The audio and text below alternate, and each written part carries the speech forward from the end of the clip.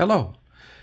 Today I want to talk about the bypass drivers that Sparrows sells on their website. This one is the ABIS driver, and they also make a driver for the American padlock that you see before you. Now, if you're like me, you got these in the mail and were quickly disappointed by how poorly they perform right out of the box. So today I want to show you the mechanism by which they work, the challenges that they face as a tool, and how I used the Dremel tool to overcome those challenges. So first of all, let's get into this lock and show the mechanism by which they work. Now, as you know, you're going to insert this in the keyway with the flag facing away from the pins, and the shaft of it goes right in this little notch of the warding right there. And you can see right away the first challenge. This flag right out of the box was too big to pass through right where that C-clip sits in the lock. It was physically too big. The second challenge, and the mechanism by which it works, is once you clear the core, you engage the driver, the actuator, and you turn it to turn the actuator of the lock. You see that there?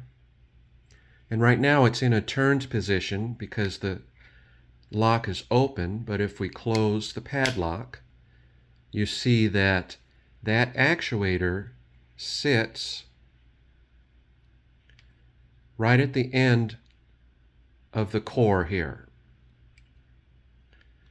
So that if we were to insert this tool, if we could wedge it in between the cylinder and the actuator, we can turn this and it would turn directly the actuator down there. Well, the challenge is that this, when the lock is all put together, is held by spring tension so that the actuator is pressing against this little ledge of the core. So the first challenge I mentioned is the flag out of the box comes too big to fit past the C-clip right there. And you can see that it's still rubbing a little bit. And I have already shaped this with the Dremel tool. The second challenge is getting access to the in-between space of the core and the actuator down there to be effective. So what I decided to do is take this little Dremel grinding bit, and I just did this in hand,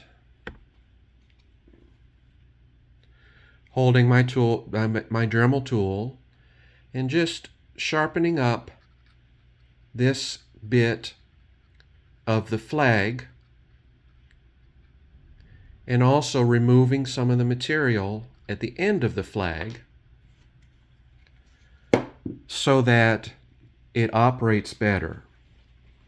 Let me give a close-up of that so you see the shape that I have been able to produce.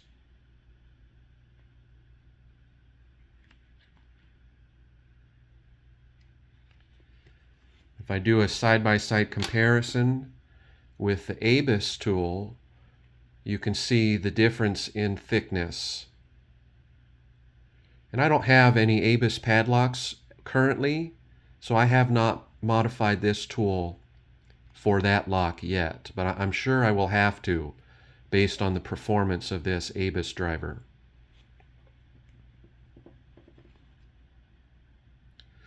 The third challenge with this tool is the rubber handle is not very well bonded to the metal handle inside. So lastly, I took 2 pairs of pliers and put this little crook in the handle. You can see that this rubber overlay just completely spins freely. But with this handle, it fits really nicely in the crook of my thumb like that. And you can see that I have overcome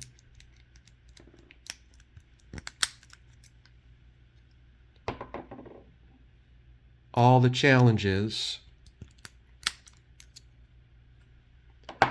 with this tool out of the box. Now you're going to insert it flag facing away from the pins until it stops. And then you're going to wiggle into the space in between the core and the actuator, and you'll feel it depress a little bit into the core of the lock.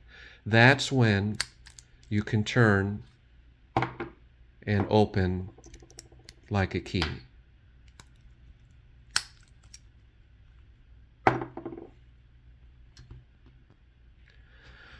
I hope this video has been helpful, and thank you for watching.